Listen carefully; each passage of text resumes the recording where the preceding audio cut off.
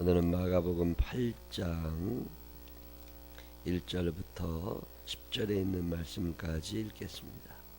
마가복음 8장 1절부터 10절. 그 무렵에 또 큰 무리가 있어 먹을 것이 없는지라 예수께서 제자들을 불러 이르시되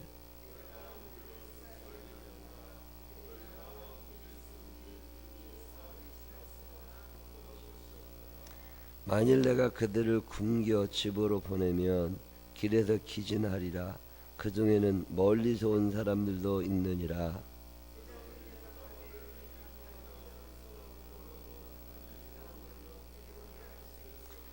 예수께서 물으시되 너희에게 떡 몇 개나 있느냐? 이르되 7 이로소이다 하거늘.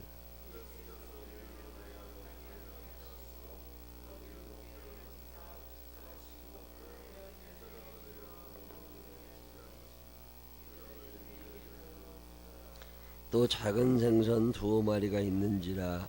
이에 축복하시고 명하사 이것도 나누어 주게 하시니 사람은 약 4,000명이었더라. 예수께서 그들을 흩어 보내시고 곧 제자들과 함께 배 오르사 달마누다 지방으로 가시니라. 아멘. 살아계신 하나님의 은혜가 우리 모두 함께 하시기를 주님의 이름으로 축원합니다. 오늘 여러분이 읽으신 마가복음 8장에 나오는 이야기는 다른 마태복음이나 누가복음, 요한복음에는 나오지 않는 4,000명을 먹이신 기적. 어떤 사람은 7병이요 이렇게도 얘기를 하는데, 우리가 잘 아는 오병이의 기적, 보리떡 5개와 물고기 2마리를 가지고 5,000명을 먹이시고 12광주리가 남았던 그 이야기. 그 이야기는 계절적으로 6월절에 이스라엘 사람들이 예루살렘이라는 큰 도시로 다 모입니다. 남자들만 한 5,000명 예루살렘으로 가던 중에 예수님이 그들을 만나시게 됐고 그들에게 말씀을 전하시고 그들을 먹이신 이야기가 오병이의 이야기고, 오늘 성경 본문에 있는 이야기는 그 이야기가 아니라 그거와 전혀 다른 별개의 얘기예요. 4,000명 정도 되는 사람을 떡 7개, 요즘으로 말하면 그냥 김밥 한 줄이라고 생각하시면 돼요. 그걸로 다 나누어 먹고서 넉넉하게 나누고 7광주리가 남았던 이야기. 뭐 그러니 이 광주리라고 하는 게 우리나라 사람들이 생각하는 전 말리고 그러는 큰 광주리 이런 걸 생각하시면 안 되고, 파랑이라는 거 있어요. 중들이 이렇게 들고 다니면서 동냥도 없고 시주받던 파랑이라는 주머니, 뭐 그런 거예요. 제자들은 무슨 바구니를 가지고 다니던 사람들이 아니라 여행할 때 편하게 음식물을 넣어갖고 다니는 조그마한 도시락통 같은 거, 뭐 어디서 얻어가지고 조금 남으면 넣어놓고, 남으면 지금이야 뭐 휴대용 냉장고도 있고 자동차도 있고 그렇지만 그런 거 아무것도 없을 때 그냥 들고 다니면서 여기저기 얻어먹고, 이게 옛날 도포자리 이렇게 뭐 하여튼 옷에다가 뭘 이렇게 붙여갖고 다니든지 아니면 등짐을 하나 지든지 그런 거, 거기에 꽉 차게 음식을 남았다, 뭐 그런 얘기 하는 게 오늘 성경 본문의 이야기입니다. 어떤 사람들은 이게 진짜냐, 이게 어떻게 가능하냐, 그건 거짓말이다 이렇게 얘기하는 사람도 있지만, 성경은 과학적으로 증명하고 이성적으로 판단해 볼 때 거짓말 같은 얘기 너무 많은 게 성경이에요. 창조가 안 믿어지는 걸 창세기 1장 1절부터 안 믿어지는 게 성경이에요. 예수님이라는 분이 하나님의 아들인데 그분이 이 땅에 내려오셨다, 그게 안 믿어지는 거죠. 요한복음 1장에 안 믿어지는 거죠. 성경에는 기적적 요소를 빼고 나면 남는 게 몇 개 안 됩니다. 여러분, 사랑이라고 하는 것도 기적이라는 거 아세요? 사랑할 수 없는 사람을 사랑하는 것도 기적이고, 용서할 수 없는 사람을 용서하는 것도 기적이고. 왜? 우리에게는 그런 일이 안 일어나거든. 비기 싫은 놈은 죽어도 꼴보기 싫은 거야. 뭐 대통령 선거한다고 이렇게 후보들 이렇게 나와 있지만 그 사람의 정책이 옳으냐 그르냐, 그 사람의 이야기가 성경에 맞느냐 틀리냐, 이런 건 우리에게 별로 관심이 없습니다. 저 사람이 그냥 좋으냐 안 좋으냐. 좋아 그러면 찍어, 안 좋아 그러면 말. 그 사람의 정체가 잘못했어, 그런가 보다. 논리적으로 접근하는 사람들도 있지만 우리나라 사람들은 거의 그러지 않습니다. 이 호불호가 분명한 게 우리나라 사람들이거든요. 한번 비기 싫어요, 죽을 때까지 비기 싫어요. 그럼 우리 집안에도 그런 사람 몇 명 돼요. 동기간들끼리 한번 싸움 나잖아요. 그날로 끝난 거예요. 이제 뭐 죽을 때까지 꼴 안 봐. 아들 결혼식 안 가. 본인 죽어도 안 오라고 안 합니다. 사람이라는 게 이성과 감정, 뭐 논리 이런 것만. 성경은요 절대 과학적인 책이 아니에요. 과학을 가지고 접근해서 이것을 증명해낼 수 있는 책이냐? 성경은 그렇지 않습니다. 여리고성이 무너진다는 건 과학적으로 그 당시에 불가능했던 일이고, 홍해가 갈라지는 것도 마찬가지인 일이고, 아말렉과 싸워서 이스라엘 백성들이 이겼다, 그것도 불가능한 일이에요. 애굽의 그 엄청난 군사력을 그 노예 몇 명이 이기고 출발했다, 그것도 과학적으로 불가능한 일이에요. 야곱이라는 사람이 아무런 나침판 이정표가 없는데 그 먼 길을 돌아서 하란 자기 외삼촌 집에 갔다가 다시 돌아올 수 있느냐? 그것도 과학적으로 참 힘든 일이에요. 성경은 과학적으로 증명될 수 있는 일이 몇 개 안 됩니다. 요셉이라는 사람이 그 노예를 팔려갔다가 애굽의 국무총리가 됐다는 일이 과학적으로 증명이 가능할까? 여러분 지금 베트남 난민이나 뭐 저 조선족이나 아니면 저 캄보디아나 스리랑카나 이런 데서 들어온 외국인 노동자가 대한민국의 국무총리가 될 수 있느냐? 오늘의 잣대로 들이대면 그건 안 되는 거예요. 그건 불가능한 거라고. 근데 그런 얘기가 나오는 게 성경입니다. 성경을 여러분이 늘 읽으실 때마다 2017년에 과학문명을 가지고 이 성경을 읽으려고 하지 말고 지금부터 2000년 전에 있었던 이야기예요. 충분히 가능한 이야기죠. 하나님의 능력은 과거나 지금이나 동일합니다. 그 능력은 전혀 변함이 없습니다. 단지 그것을 받아들이려고 하는 우리의 믿음의 문제가 있는 거예요. 과거와 같은 그만한 믿음 있는 사람들에게는 오늘도 그 기적이 왜 안 일어나겠어요? 하나님의 능력의 문제가 있는 게 아니라 내 믿음의 문제가 있는 거죠. 그릇이 작으면 조금만 받아 먹으면 돼요. 그릇이 크면 크게 잡수시면 됩니다. 그건 내 탓이지 주는 사람 탓이 아니에요. 하나님의 능력은 어제나 오늘이나 변함이 없음을 믿으시기를 바랍니다. 그래서 그만한 믿음을 가진 사람들에게는 이 유사한 기적들이 오늘도 얼마든지 일어날 수 있는 거예요. 근데 우리는 그 믿음이 안 생기는 거라고. 오늘 마가복음 8장에 나오는 4,000명을 먹이셨다는 이야기가 사실은 일로 믿으시기를 바랍니다. 저는 참 감사한 게 성경에 나와 있는 얘기가 잘 믿어져요. 그걸 믿음의 은사라고 부릅니다. 아무리 얘기해도 못 믿는 사람 많아요. 에이 그게 어떻게 가능해. 뭐 안 믿으면 말지 뭘. 근데 나는요 이게 믿어져요. 언제부터인가 이게 믿어졌어요. 뭐 저라고 이성적이지 않습니까? 대학교 다닐 때 책 읽고 따져보면 과학적으로 증명이 안 돼. 그러면 이런 건 믿으면 안 되는 거지. 자, 성경에 예수님이 부활하셨다는 얘기가 과학적으로 증명이 됩니까? 가나의 혼인잔치에서 물로 포도주를 만드신 이야기가 증명이 됩니까? 그거 증명 안 되는 거라고. 그러면 없었던 거라고. 성경에 나오는 모든 기적의 이야기를 다 빼면 성경에 뭐가 남겠어요? 창조가 증명이 안 되잖아요.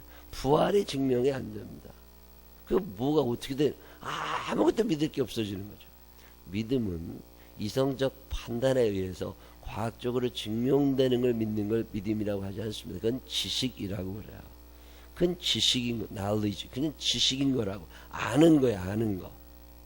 믿음은 내가 보지 않은 거예요. 근데 그게 사실로 받아들여지는 걸 믿음이라고 그럽니다. 성경에 나와 있는 이야기, 내가 본 거 하나도 없어요. 근데 성령께서 내 안에 계셔. 2000년 전에 예수님과 함께 하셨는 건 성령께서, 초대교회 제자들과 함께 하셨는 건 성령께서, 중세교회를 지켜오셨던 성령께서 오늘 나와 함께 하신단 말이죠. 이 성령님이 나와 함께 계시면 그 오래전에 있었던 일, 그분은 오래전에도 계셨단 말이에요. 2000년 전에도 계셨고 창조시에도 성령님이 계셨단 말이에요. 그런데 그분이 알고 있는 것들, 그분이 바라본 것들, 그분이 경험한 것들이 오늘 내게 그분의 능력 안에서, 그분의 능력 안에서 경험이 되어지는 거죠. 왜냐면 나는 6.25를 본 적이 없습니다. 6.25 일어난, 모르지. 내가 6.25 일어난 걸 본 적이 없는데 뭘. 근데 6.25가 일어날 때는 어떻게 알아, 네가? 그 책에 기록돼. 그게 거짓말이지, 어떻게, 그게 가짜 뉴스인 줄 어떻게 알아? 모르잖아요. 근데 내가 신뢰하는 우리 아버지가 6.25 얘기를 해주신단 말이에요. 내가 6.25 때 몇 살이었는데, 그때 어디에 폭탄이 떨어졌고, 내가 그걸 피해서 어디로 갔고, 이런 얘기를 들으면 그 아버지의 이야기가 믿어지는 것은 내가 아버지를 믿기 때문에 그러는 거잖아요. 우리 아버지가 6.25 때 이런 일이 있었다. 그러면, 예. 우리 아들딸이 12.6 사태를 봤느냐? 못 봤다고. 우리 아들딸은 그때 태어나지도 않을 때요. 근데 나는 12.6 때 그 중앙에 있었어요. 제가 종로구 청운동에 살 때니까 그때가. 박정희 대통령이 총 맞아 돌아가시고 그럴 때 나는 거기에 살고 있었다고. 그 총소리가 들리는 위치에 살고 있었다고. 그러면 우리 아들이 그거 뻥이라고 거짓말 내가 얘기해 줄 수 있잖아요. 내가 경험했으니까. 12.12 사태 때 탱크가 돌아다닐 때 내가 그 탱크에 있었다고. 그때 우리 동네 일이니까 그게. 내가 경험한 이야기가 우리 아들에게 전해지면 우리 아들은 본 적은 없지만 믿어진단 말이에요. 왜? 내가 경험했던 거니까. 자, 성령님이 누구시냐? 성령님은 태초에도 계셨고 2000년 전에도 계셨고 지금도 계신 분이잖아요. 내가 그분을 신뢰한단 말이에요. 근데 그분이 내게 이게 진짜 임마 이러면 예 알겠습니다. 이게 믿어지는 거란 말이에요. 그걸 믿음이라고 그래요. 그래서 성령님이 주시는 선물 중에 하나가 은사예요. 이 성령의 은사 중에 하나가 믿음이라는 거예요. 믿어지는 사람은 그 능력 행하신 성령의 도우심 안에서 오늘도 이 비슷한 기적들을 경험하며 사는 거고. 여러분 이런 경험 안 해보셨어요?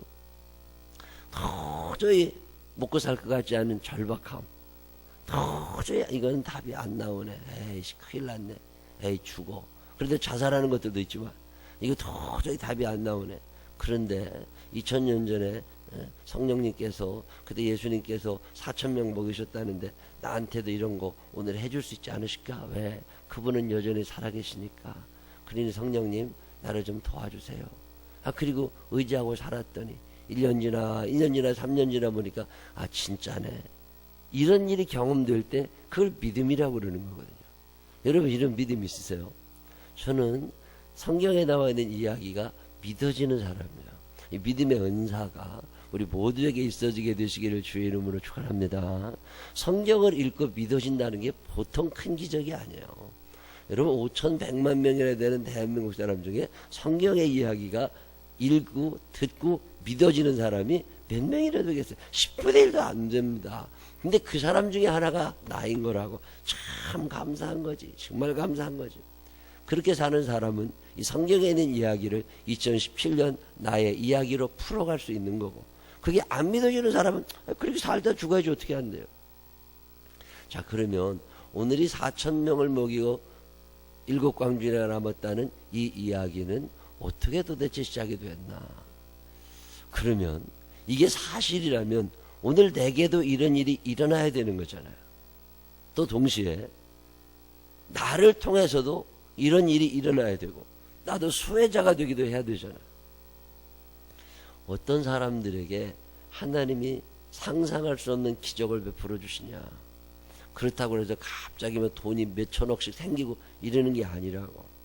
성경을 읽어보면 하나님의 역사하시는 때와 장소와 방법이 있습니다. 하나님은 언제 이런 일을 하시나. 오늘 성경에 보면 그 무렵에 또 큰 무리가 있어 먹을 것이 없는지라. 먹을 게 없어요. 오늘 우리도 경제적으로 어려운 사람들 많죠. 영적인 양식 참 없어진 시대를 삽니다. 먹으려고 하지도 않아요. 그저 우리나라는 천박한 자본주의. 돈이 제일이야. 그저 무조건 다 돈입니다. 내가 어디에 투자했는데 얼마 벌었다. 내가 어디에 투자했다. 밤낮 이런 거죠.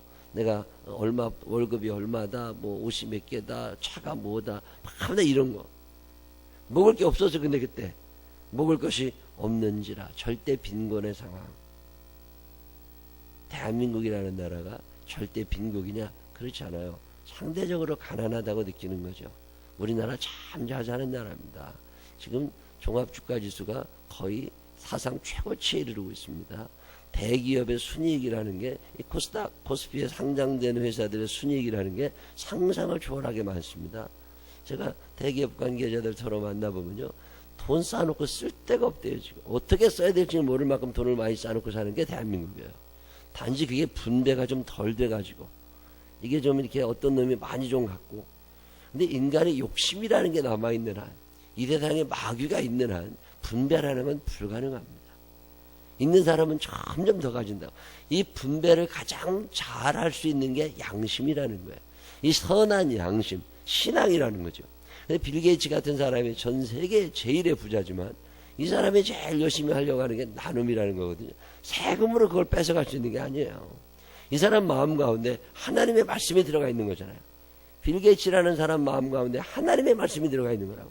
하나님의 말씀이 들어가니까 내 그 엄청난 재산, 셀 수도 없는 재산 내가 사회에 내놓는다. 이런 얘기가 어떻게 나오는 거예요? 우리 아들, 딸에게는 요만큼만 주고 나머지는 다, 왜? 내가 돈을 벌게 한 것은 아들, 딸이 아니라고. 내가 돈을 벌게 된 것은 사회인들이, 이 모든 사람들이 나를 도와주고 전 세계가 나를 도와줘서 내가 돈을 번 거니까 이걸 다 사회에 다시 돌려줘야 되는 거라고. 이거는 세금으로 되는 게 아니에요. 대통령의 강압에 의해서 되는 게 아닙니다. 이건 신앙적 양심이에요. 이게 기적 아닙니까? 여러분, 많은 사람들이 혼자 주워 먹고 살려고 그럴 때 내가 이 마음을 다 열어가지고 내 창고를 열어가지고 이거 다 같이 여러분의 돈을 벌게 해주신 겁니다. 만약에 목사라는 놈이 말이죠, 이구영 목사가 죽었는데 재산을 몇십억 남기고 죽었다. 그러면 그것도 문제가 있는 거지. 왜? 내가 오늘 이렇게 먹고 살게 되는 것은 하나님의 은혜예요. 교인들이 다 도와준 거잖아요. 그러면 죽기 전에 그걸 다 내놓을 줄 알아야지. 죽은 다음에 내놓으라고 해도 못 내놓습니다. 죽은 다음에라도 다 애들에게 줘야 되고 뭐 해야 되고. 여러분, 기적이라고 하는 건 나도 일으킬 수 있는 거예요. 왜 꼭 나는 기적을 수혜자, 뭘 받는 사람이라야 됩니까? 언제까지 그러고 살아야 돼요? 내가 좀 기적을 일으키면 안 됩니까? 빌 게이츠라는 사람이 기적을 일으키는 거죠. 거보고 이런 사람들이 기적을 일으키는 거잖아요. 그게 세금으로 되는 게 아닙니다. 대통령이 강제로 내놓으라고 그래가지고, 대통령이 내놓으라고 그래서 500억을 내놓으면 대통령이 내놓지 말라고 그래도 한 5조 원쯤을 내가 내놓겠다. 그건 기적인 거죠. 강제로 세금을 몇 프로 떼갔단 말이에요. 내가 월급 받는 것 중에서 내가 월급을 400만 원 받았다. 400만 원 받았는데 내가 월급을 받아가지고서 내가 세금을 다 떼고 났더니 얼마 남았다. 근데 그 세금 그렇게 많이 떼기도 하지만, 내가 살아가는데 요만큼만 있으면 충분하니까 요 나머지 건 다 이렇게 누구 줘야 되겠다. 이게 얼마나 아름다워. 그걸 기적이라고 그래요. 나도 기적을 일으키는 자가 될 수 있습니다. 근데 우리들은 늘 제가 사람을 만나보고 목사를 해보면 내게 어떤 기적이 일어나기를 원해. 왜 여러분은 기적을 일으킬 생각을 안 하세요? 내가 기적을 일으킬 수 있잖아요. 2000년 전에 벳세다 광야에서 2000년 전에 이 4,000명을 먹이시는 하나님, 이 하나님의 역사가 나를 통해서도 일어날 수 있잖아요. 왜? 그때 역사하시는 성령님은 오늘 내게도 역사하고 계신 거니까. 나 때문에 세상이 밝아질 수 있고 나 때문에 먹는 사람들이 많아지면 얼마나 좋겠어요. 제가 목사하면서 정말 답답한 게 이런 거야. 늘 나한테 기적이 일어났으면 좋겠어. 아니, 왜 그래야 되는데? 내가 지금 예수 믿고 성경이 믿어진다는 게 기적이라. 이미 나에게는 충분한 기적이 일어났어요. 내게는 천국이 주어져 있습니다. 이게 얼마나 큰 기적이에요. 그때 죽었을 내가 아직도 살아있다고. 그게 기적이란 말이지. 그러면 나도 기적을 좀 만들어 봐. 나 때문에 살아가는 사람이 많아지고 나만 보면 행복한 사람들이 많아지고 나로 말미암아 어떤 사람이 용기와 힘을 얻고. 그건 기적 아닌가요? 나만 보면 짜증나는 사람 많잖아요. 저는 참 신앙생활 하면서 답답한 게 누구냐면 늘 지가 피해자인 줄 알아. 여러분, 피해자 아닙니다. 저는 제가 피해자라는 생각을 한 번도 안 해봅니다. 그래도 목사해야 돼. 뭐 누가 나한테 상처를 줘가지고 내가 마음이 아프고, 그 사람이 나한테 상처를 주는 게 아니에요. 내가 이미 그 사람에게 준 상처는 더 많아. 나는 피해자였던 적이 없어요. 생각해보면 늘 목사로 살면서 가해자였어. 그게 가해자라고 내가. 저는 이게 기적이라고 봅니다. 여러분, 피해자 같아요? 가해자 같아요? 어느 날 생각해보면 내가 부모들에게 학대를 받은 게 아닙니다. 나는 그런 책들을 읽을 때마다 깝깝해. 내가 왜 부모에게 학대를 받아요? 내가 부모를 학대하고 살아온 거야, 지금껏. 여러분, 그런 생각 안 해보세요? 내가 남편에게 피해를 주고 살았어.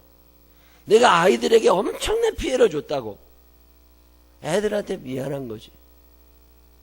배우자에게 미안한 거지. 부모님에게 미안한 거지. 왜? 나라는 놈이 얼마나 많은 사람을 힘들게 하고 지금껏 살아왔냐고. 여러분, 이런 생각이 드는 것 자체가 기적이라고 안 느껴지세요? 물리적인 기적만 찾지 말고 성령님이 내 안에 계시면, 내가 교인들 때문에 상처를 받아서 목사님들이 스트레스를 많아가지고 내가 그럴 때마다 늘 이거 봐, 교인들 때문에 당신이 피해를 본 게 아니라 당신 때문에 아파한 교인들은 더 많다는 걸 알아야지. 왜 내가 피해자야? 가해자지. 이 피해의식이라는 게 내 안에 독소처럼 자리 잡고 있어. 늘 나는 억울해. 기적이 일어날까요? 그런 마음이 바뀌어서, 내가 피해자가 아니라 가해자였구나. 그렇게 내가 가해자라고 여기고, 하나님 아버지, 내가 나 때문에 너무 많은 사람이 아파하며 살았습니다. 하나님, 저 사람들 나 때문에 힘든데 저 사람은 좀 불쌍히 여겨주십시오. 이런 생각 해보셨어요?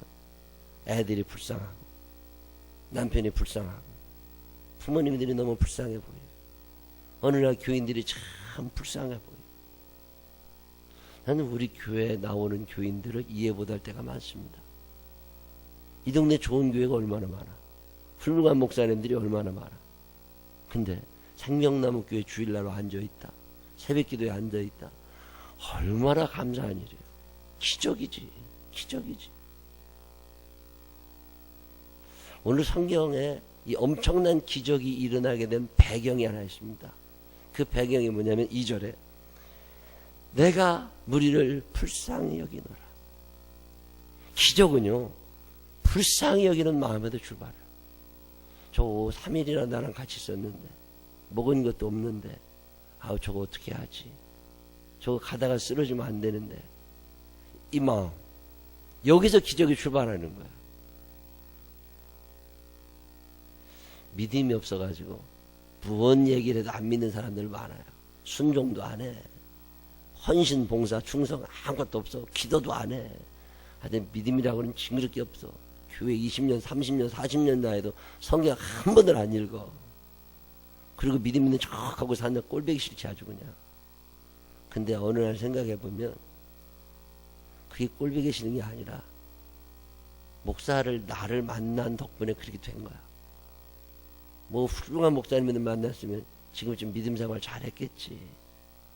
근데 어떻게 나랑 같이 신앙생활 하다 보니까 그것밖에 안 된 거야. 어느 날 생각해보면요, 참 불쌍해. 그렇게 오래 예수 믿고 그렇게 오래 교회 다니고 믿음 저렇게 없기 쉽지 않아.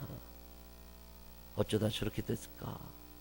그가 교만해서, 그가 무지해서, 그가 게을러서 맞을 수 있어. 그건 그 사람 탓이고 나까지 그렇게 생각하지 말라는 거야. 나는 그 사람을 불쌍히 여기는 마음을 가지라는 거야. 이사를 가야 되는데 돈이 없어. 이삿짐 뗀다 부를 돈도 없고 전 보증금 낼 돈도 없어. 내가 그럴 줄 알았어. 밤낮 사는 거 보라고. 그게 엉망을 했으니까 그렇게 되는 거라고. 이렇게 얘기해도 되지만 불쌍한 생각을 좀 가지라는 거야. 어렸을 때부터 잘못 컸을 수도 있다고. 뭐가 사고가 있을 수도 있다고. 해서는 안 되는 일을 했을 수도 있다고. 마귀의 유혹에 넘어가서 잘못된 보증을 섰을 수도 있다고. 지나고 난 다음에 좀 불쌍한 생각이 드나.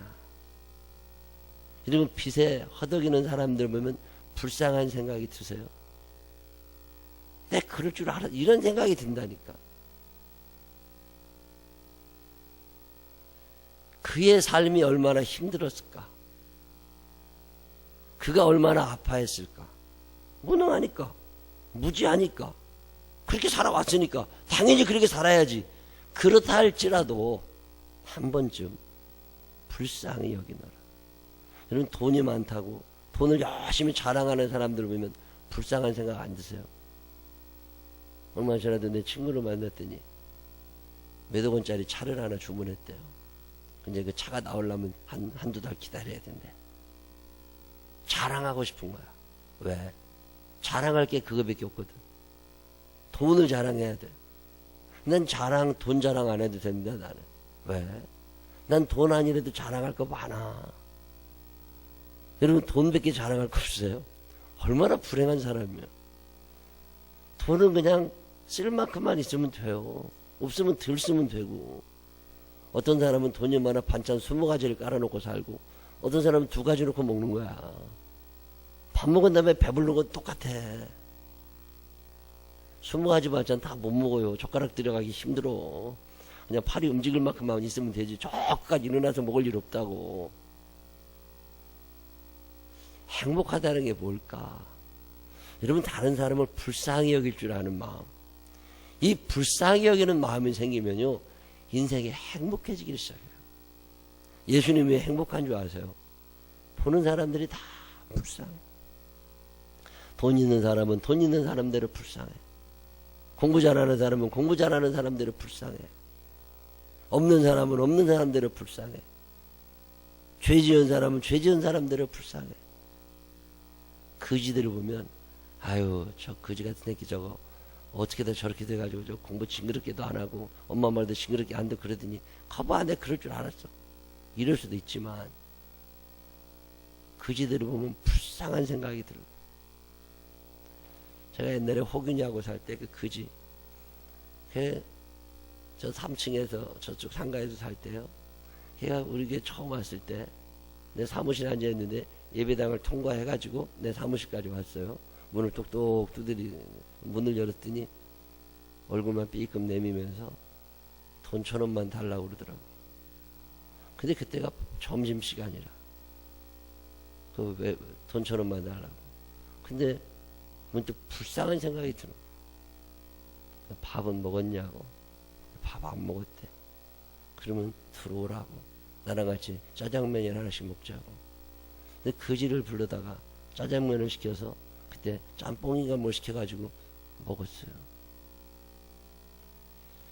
저는 제 일생에 그만큼 잘한 일이 별로 없다고 생각해요.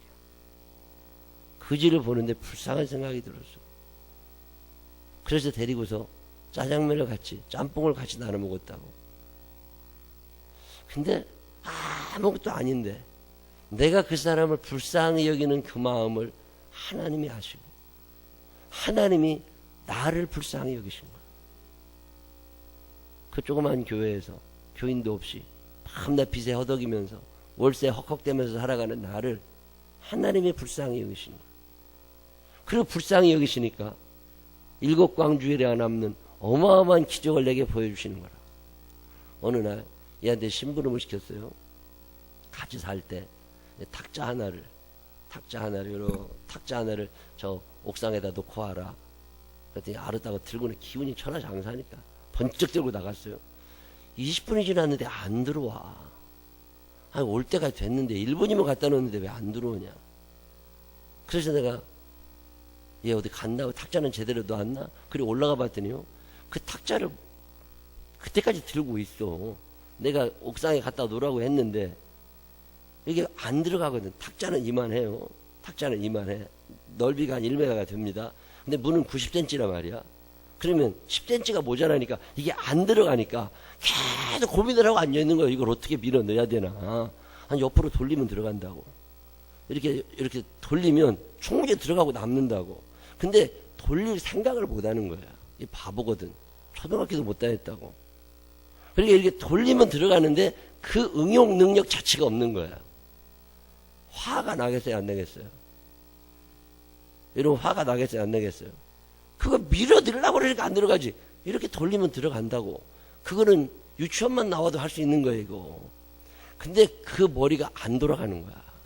계속 밀어넣기니까 꽝꽝 걸어가면서 분명히 넣을 수 있는데 넣으라고 그랬으니까 안 들어가. 이렇게 번쩍 들어서 이렇게 돌리면 들어가고 굴려도 들어가는데, 근데 걔를 보는 순간요, 답답한 게 아니라 불쌍한 거야. 아유, 초등학교만 나왔어도